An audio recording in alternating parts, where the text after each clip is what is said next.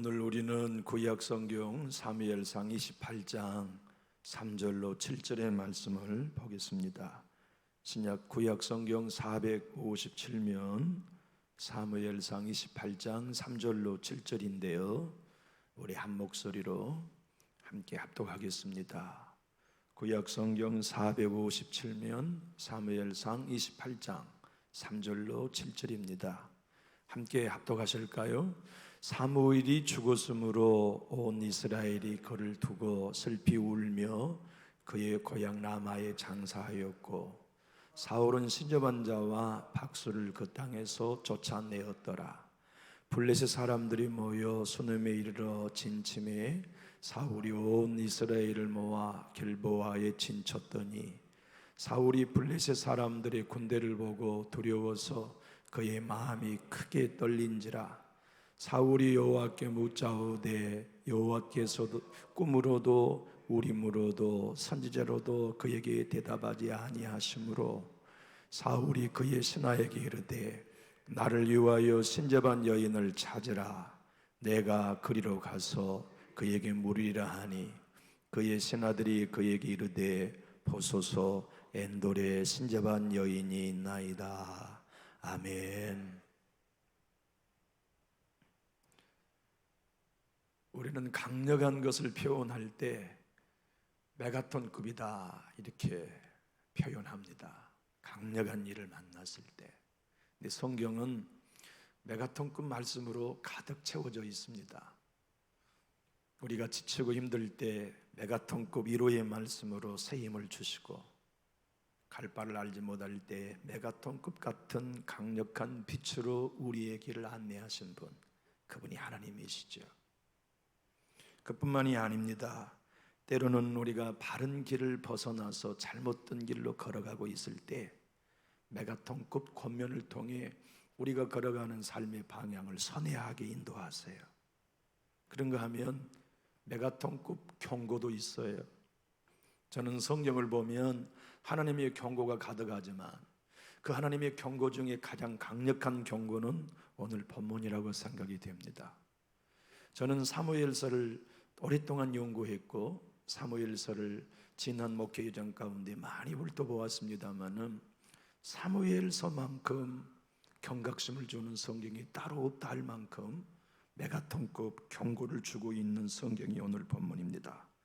사울은 평범한 사람이 아니었어요. 왕이었어요.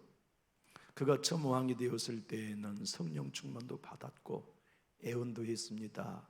그런데 하나님께 버림받은 인생으로 성경은 그의 삶의 마지막을 소설하고 있습니다. 구원도 받은 사람이 버림받다니요. 성령도 받았고 하나님이 왕으로 세운 사람이 버림받아 인생의 마지막의 끝을 오늘 우리는 보고 있습니다. 한때는 애언도 했으며 한때는 영적인 삶도 살았던 사울 왕이 마침내 가장 비참한 최후를 맞는 성경의 소설은 여론과 조로 말미암아 큰 경고, 메가톤급 경고라고 우리는 분명히 받아들일 수 있습니다. 하나님은 오늘 사울 왕의 최후를 통해서 우리에게 주시는 말씀이 있습니다. 그 말씀의 메시지가 어떤 것일까요? 우리 한번 따라해 볼까요? 위기가 오기 전에 하나님의 음성을 들을 수 있게 되라. 평안할 때 하나님의 음성을 듣는 사람이라야 위기가 오면 하나님의 음성을 듣습니다. 건강할 때 기도가 몸에 배어 있는 사람이라야 중병이 걸렸을 때 기도가 여전히 됩니다. 그래서 우리는 위기가 오기 전에 저축해 둘 필요가 있습니다. 오늘 본문의 말씀 6절로 7절은 이렇게 기록하고 있죠. 6절과 7절을 한번 띄워주시죠.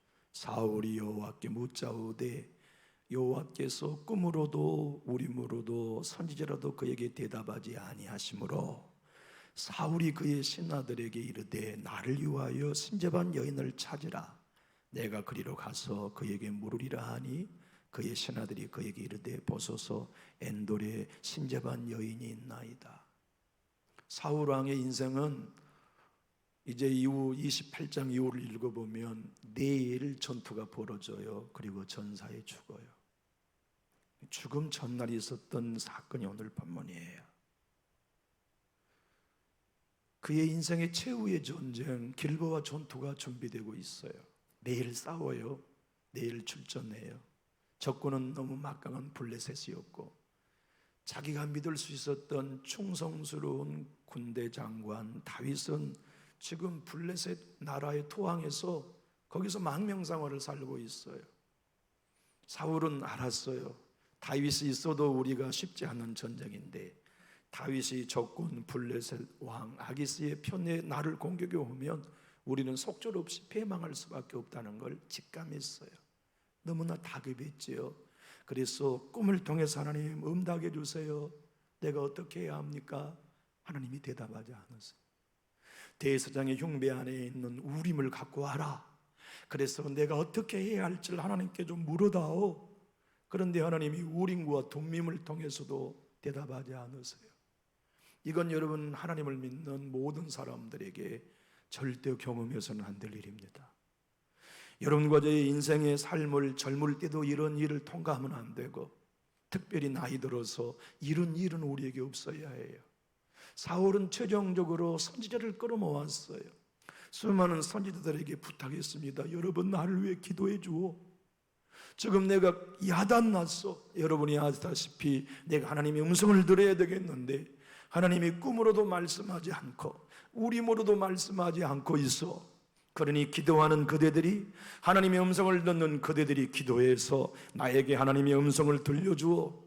선지자들도 기도하지만 하나님 앞에서 응답이 오지 않아요. 그래서 다급한 왕에게 그 어떤 하나님의 사인도 줄 수 없었지요. 다윗은 적군 블레셋의 장소가 되어 블레셋 왕 아기스의 특별한 보호를 받았어요. 블레셋 왕은 다윗을 기묘하게 써먹을 심산이었습니다. 내가 곧 이스라엘을 공격할 때 다윗이 내 앞에 딱 서서 자기의 나라 이스라엘을 공격해 주면 우리의 전쟁은 너그나 식은 죽 먹기 전쟁이다. 그래서 다윗을 맨 앞에 세워서 이스라엘을 공격할 즈음에 장수들이 왕에게 항명합니다. 왕이여, 다윗은 안 됩니다. 저놈은 사울이 죽인 자는 천천히요 다윗이 죽인 자는 만만이라고 칭송받았던 놈입니다. 겉으로부터 뼛속 깊이까지 여호와의 신앙으로 무장된 놈입니다. 지금이야 자기 생명이 위협해서 우리나라에 피신해 왔지만 전쟁하면 틀림없이 회군할 한 놈이 저놈입니다. 우리의 뒤통수를 줄 놈이니 저놈 전투에 참가시키면 안 됩니다.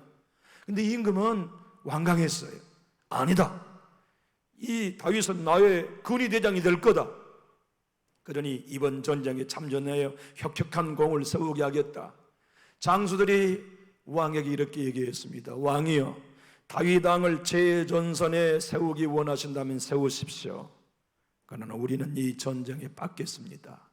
그래서 아기스 왕이 할 수 없이 다윗아, 네가 사는 시글락 성으로 돌아가라. 다른 신하들이 원치 않는다. 나중에 일을 도모하자. 그래서 다윗은 위기를 하나님의 은혜로 모면했어요.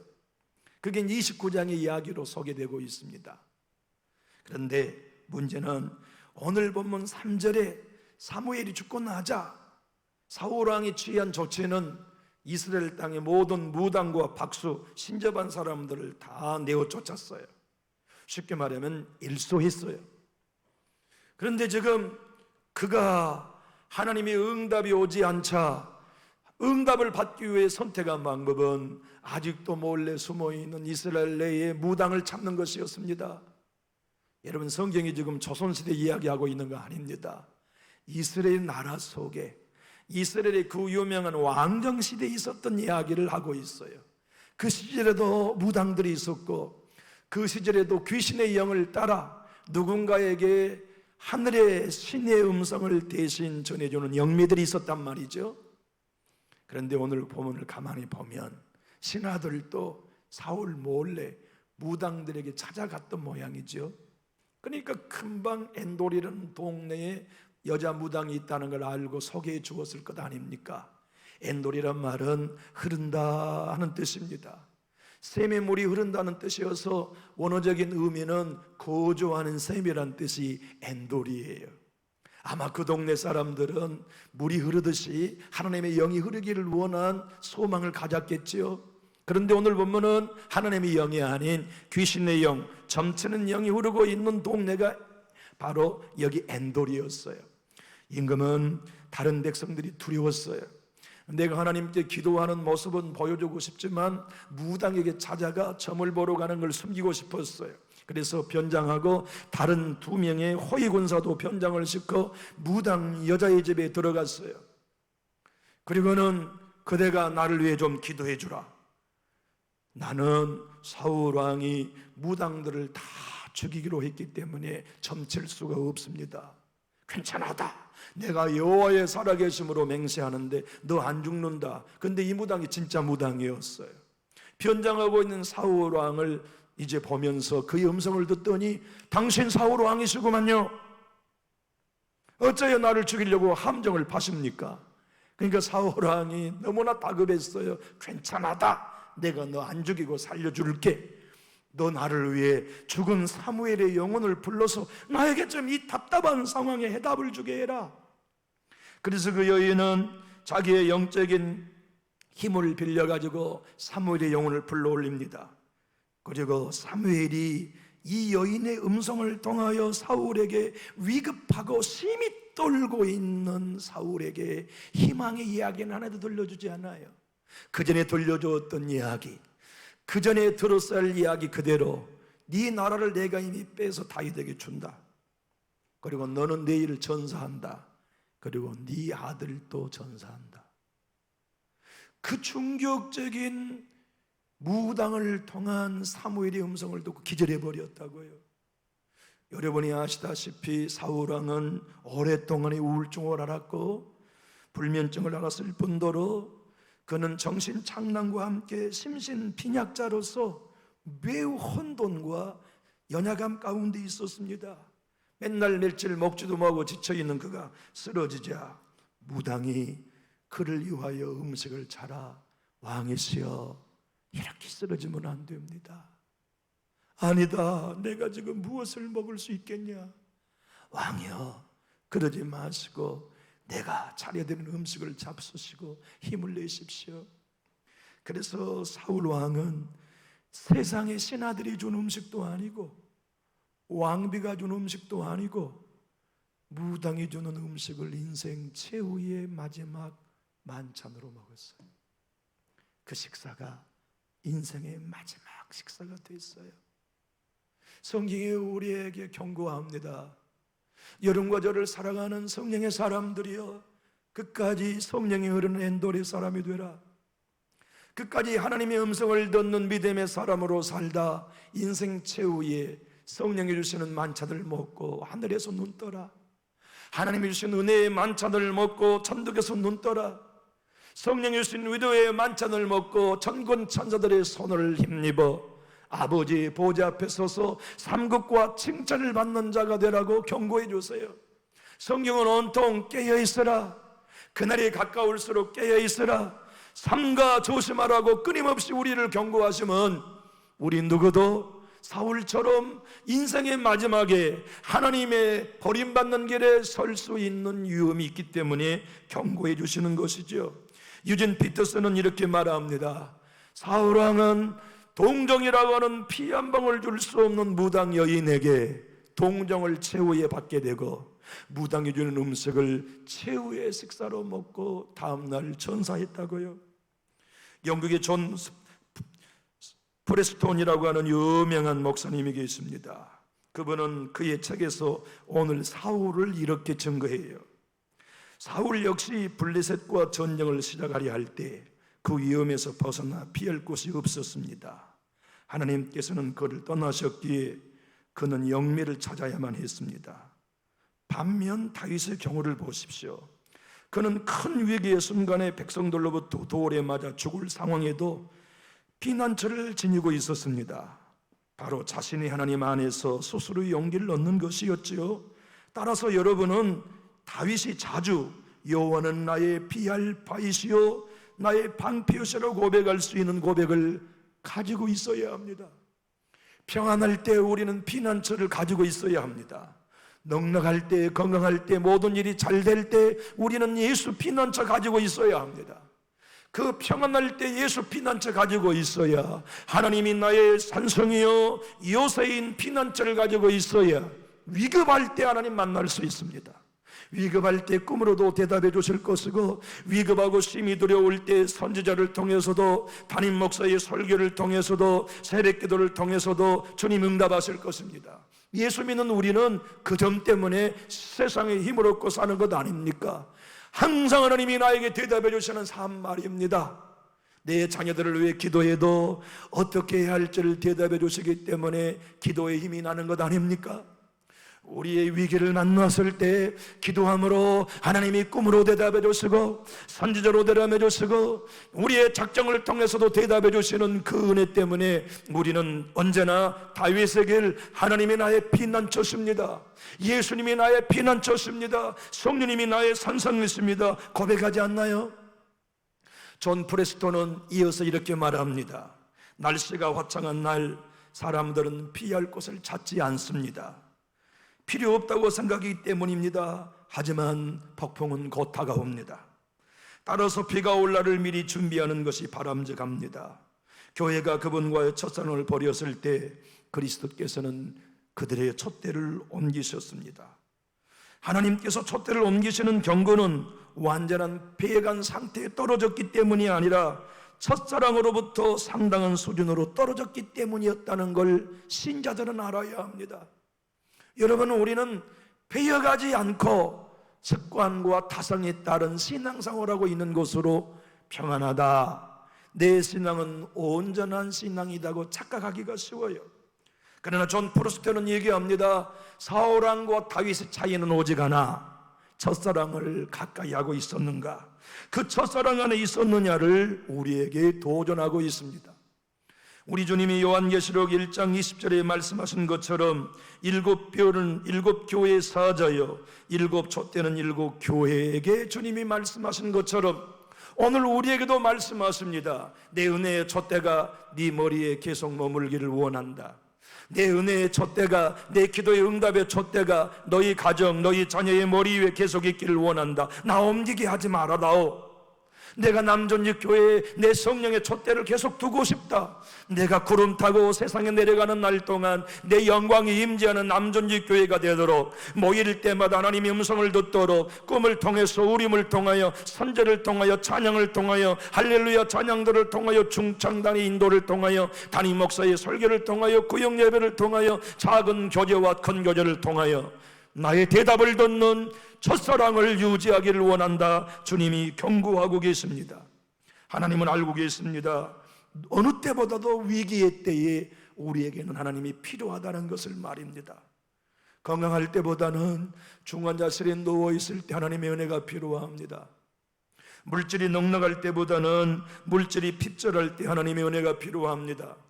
수많은 사람이 나의 곁에서 박수를 쳐줄 때보다 모두가 나를 비난하며 손가락질할 때가 주님의 은혜가 더 필요합니다.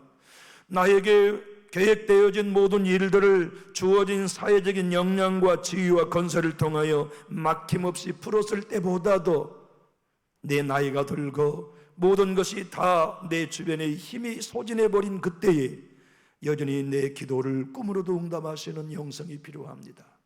여전히 그때도 우림으로 대답하시는 하나님의 은혜가 필요합니다. 여전히 그때에도 선제를 통하여서 하나님이 나에게 대답해 주시고 응답해 주신 은혜가 우리에게 필요합니다. 예수 믿는 우리의 최후에는 무엇입니까? 그때 대답하신 하나님의 음성을 듣는 영성을 유지하고 사는 것 아닙니까? 여러분은 이내 느끼실 겁니다. 작년과 올해 기도하는 차이가 난다는 걸 말이죠. 우리는 육을 가진 존재이기 때문에 육체가 힘이 기력해지면, 쇠잔해지면 기도도 힘을 발휘할 수 없습니다. 당연합니다. 하여 힘 있을 때 기도를 저축해 두어야 합니다. 젊었을 때 기도를 저축해 두어야 합니다. 기도를 저축하는 젊은 때의 기도가 노쇠에 간 그때 여전히 우리가 주님께 사울처럼 요주면 대답해 주셔야 할 위기의 때에 음성을 들을 수 있는 축복을 누릴 수 있습니다.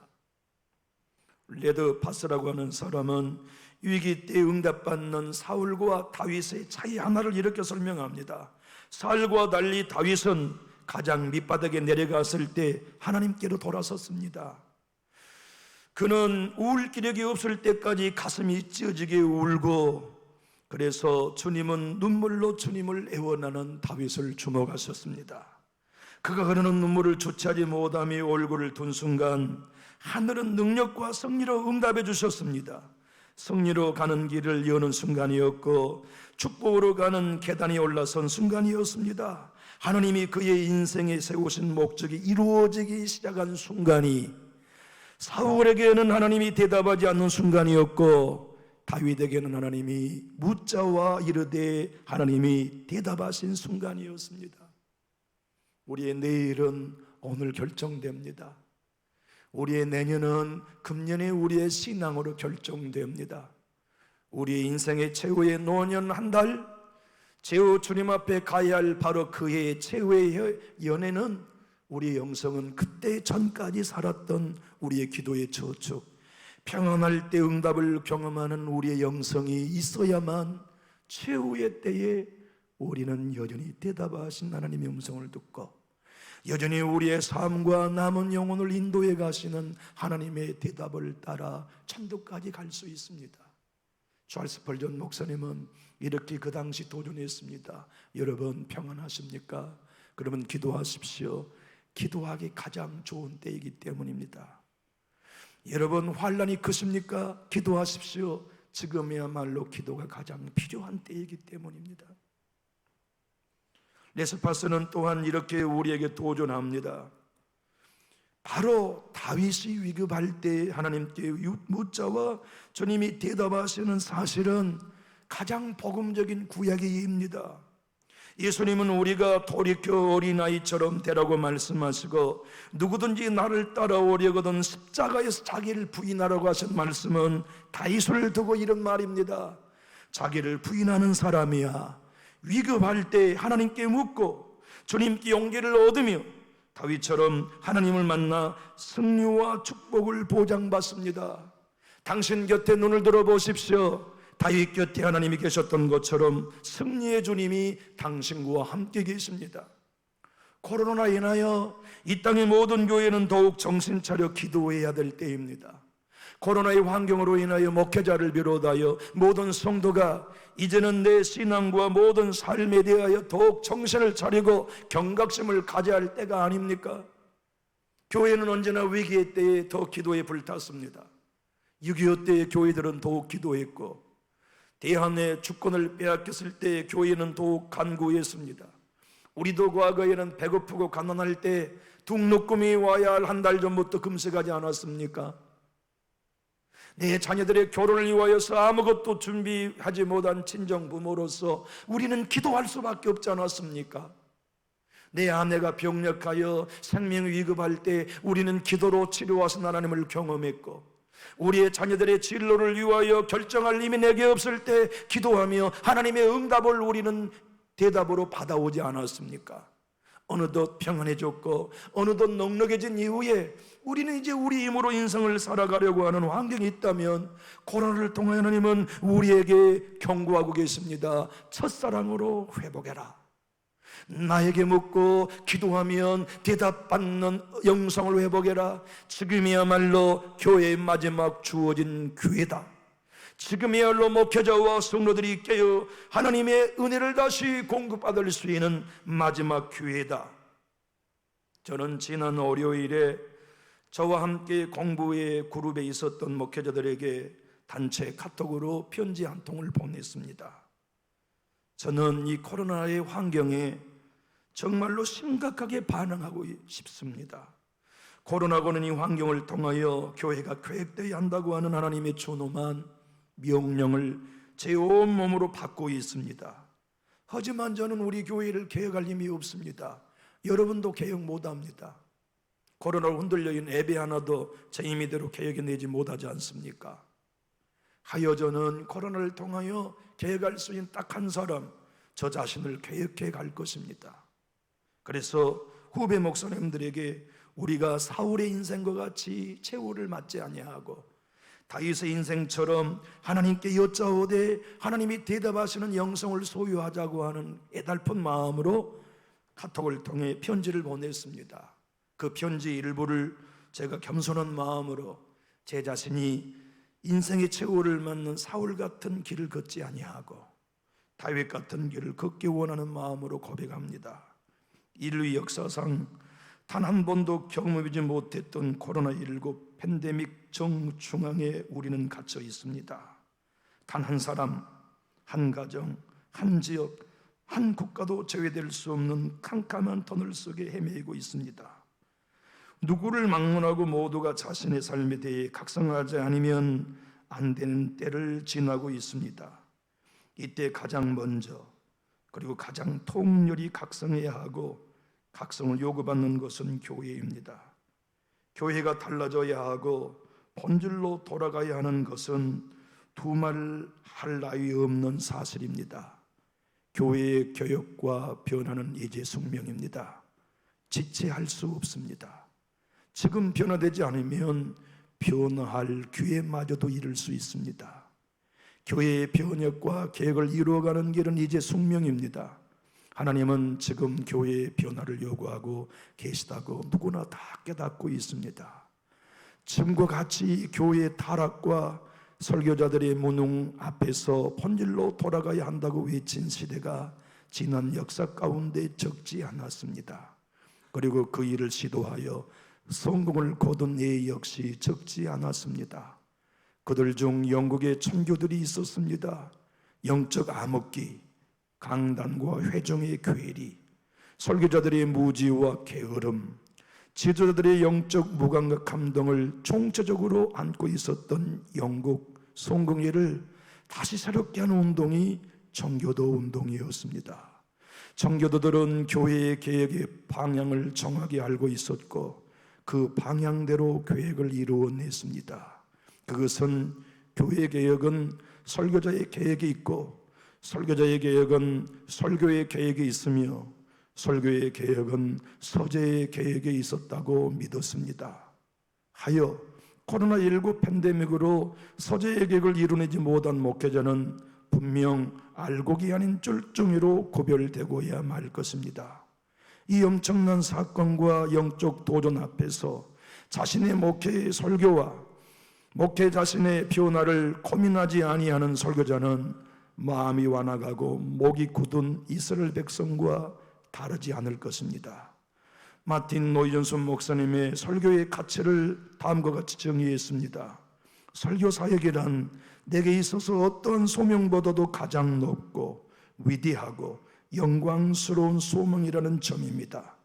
그 점에 대해 좀 더 부연하기 원한다면 나는 주저하지 않고 오늘날 기독교의 가장 절실히 요구되는 진정한 설교이며 그것은 역시 명백하게도 세상이 가장 크게 필요로 하는 것이라고 말하겠습니다. 저는 우리 교회를 개혁하는 일에 하나님이 일하기를 원하십니다. 그러나 저는 우리 교회를 개혁할 수 없습니다. 하나 되는 교회, 은혜가 넘치는 교회, 자기를 낮추어 다윗처럼 위기를 올 때마다 하나님께 아뢰고 하나님은 그때마다 대답하시고 우리 모두가 성령의 공동체가 되는 이 개혁을 저는 우리 교회 안에서 이루기를 원합니다. 그러나 제도를 바꿔서 그 일이 이루어지지 않는다는 걸 알고 있습니다. 여러분에게 제가 윽박지르고 교회에 경쟁을 붙이며 프로그램을 짜놓고서 여러분의 스티커를 이름에 하나하나 붙이며 교회에 더 많이 모일 수 있도록 하는 것들로 주님의 교회가 계획되지 않는다는 걸 잘 알고 있습니다. 우리 교회의 개혁은 오직 강단의 계획으로부터 온다는 걸 나는 믿고 있습니다. 제가 변화되어지고 제 설교가 변화되어지고 제 설교를 통해 하나님의 영광이 나타나고 이 설교를 통해 모든 성도가 자기 자신의 길이 사울의 길이 아님을 결정하고 다윗의 길로 걸어가면서 하나님께 여쭈기만 하면 응답하시는 삶을 지금부터 살아가고 인생의 최후까지 그 길을 걸어가도록 인도해 드리는 것만이 우리 교회가 살아나는 계획이 있다고 저는 믿고 있습니다. 우택주 목사님은 오늘 본문을 이렇게 우리에게 설명합니다. 사울의 미래가 불확실했던 것처럼 모든 믿는 자의 미래 또한 불확실합니다. 그리고 바른 신앙적 결단에 입각하여 미래를 헤쳐나가지 않는다면 무당을 찾아나가는 사울처럼 더욱 꼬이는 신앙을 살게 될 것입니다. 미래가 불확실하다고 미어가는 신앙길을 의존한다면 그것은 하나님께로부터 더욱 멀어지는 길뿐입니다. 분명한 것은 당사 사울이 그날 했어야 할 일은 무당을 찾아갈 길이 아니라 회개하는 일이었습니다. 영국에서 태어나 영국에서 평생을 살았던 루이자 스테드라는 자매가 있었습니다. 부모님도 신실한 믿음의 조상이었고 부모님을 따라 예수님을 잘 믿는 신앙인으로 성장했습니다. 다복하게 좋은 남편을 만나 딸 릴리를 낳아 키우면서 딸이 4살을 맞았을 때 남편은 배를 타고 뉴욕 롱아일랜드로 여행을 가자고 제안했습니다. 그 부부는 사랑하는 딸 4살 박이 릴리를 데리고 롱아일랜드 비치에 텐트를 치고 여름 휴가를 보내고 있었습니다. 그 순간 급류 쪽에서 어린 소년의 목소리가 다급히 들려왔습니다. 살려주세요. 살려주세요. 정직한 남편 그리스도인 스테드는 그 소년을 살리기 위하여 아내와 딸을 돌아보지도 아니하고 급류로 뛰어들어갔지만 어린 소년은 자기를 살리러 들어온 구원자를 꼭 끌어안아 놓지 않으므로 두 사람 다 물 밖으로 나오지 못하고 말았습니다. 마지막 인사도 남기지 못하고 저승의 사람이 되어버린 남편의 시선을 두고 아빠의 시선 앞에 모녀는 오열해야만 했고 그렇게 정신없이 장례를 치르고 사비의 아픔이 사랑하는 아내 루이자 스테드 여인의 마음속에 파도처럼 밀려왔습니다. 그때 그녀는 하늘을 향하여 이렇게 외쳤습니다. 주님만이 나를 위로할 수 있지 않습니까? 왜 이렇게 나를 내버려 두시는 거예요? 그때 세미한 하나님의 음성이 들렸습니다. 나 외에 내게 기쁨이 될 수 있는 건 아무것도 없지 않니? 남편을 잃은 슬픔과 고통은 너무나 컸지만 평상시 주님과 교제할 수 있었던 형성을 가진 스테드라는 여인은 가장 큰 위기의 때에 하나님의 음성을 듣는 영성을 가지고 있었습니다. 그때 그 위로를 펜으로 썼어요. 그게 찬송가가 되었지요. 우리가 가장 많이 부르는, 한국 신자들이 가장 많이 부르는 구주 예수 지함이 심히 기쁜 일일세 영생 허락 받았으니 의심하주 없도다. 예수 믿는 것은 받은 증거만 도다. 예수 귀한 예수 믿음도 욱줍소서. 이 찬양이 그렇게 우리 곁에 날개를 달고 날아와 우리에게도 위기의 때마다 부르는 곡조에 있는 기도가 되어주고 있습니다. 2절은 구주 예수 의지함이 심히 기쁜 일일세 주를 믿는 나의 마음 그의 피에 적시네. 구주 예수 의지하여 죄악 벗어버리네. 안위 받고 영생함을 주께 모두 얻었네. 구주 예수 의지하여 구원함을 얻었네. 영원 무궁진하도록 주여 함께 하소서. 예수 믿는 것은 받은 증거만 도다. 예수 귀한 예수 믿음 더욱 주소서. 나의 사랑하는 교우 여러분, 우리의 인생도 종착역을 달려가는 기차입니다. 언젠가는 마지막 기차역 플랫폼에 우리의 인생도 멎을 것입니다. 그때 그 위급한 인생의 위기의 때에 여전히 우리의 기도에 하나님이 응답하시는 다윗의 길을 걸을 것인가? 꿈으로도 우림으로도 금식으로도 설교자로도 대답하지 않는 불행한 사울의 길을 걸을 것인가? 주님은 고난을 통하여 우리에게 도전하고 계십니다. 저는 여러분의 영혼과 영성을 위해 깨어 있어야 할 목장입니다. 하여 저를 비롯해 우리 모두가 지금 기도의 삶을 살도록 독려합니다. 지금 주의 음성을 듣는 영적인 삶이 우리의 영성이 되기를 원합니다. 그것이 전개될 때에만 사울에게도 오는 최후의 시간, 다윗에게 오는 위급한 때에 대답이 있는가? 하나님의 대답이 없는가? 그것을 결정할 것이에요. 나의 사랑하는 교우 여러분, 저와 함께 지금보다 더 큰 위기가 와도 여전히 우리가 외치면 대답하신 하나님의 음성을 듣는 영성 가집시다.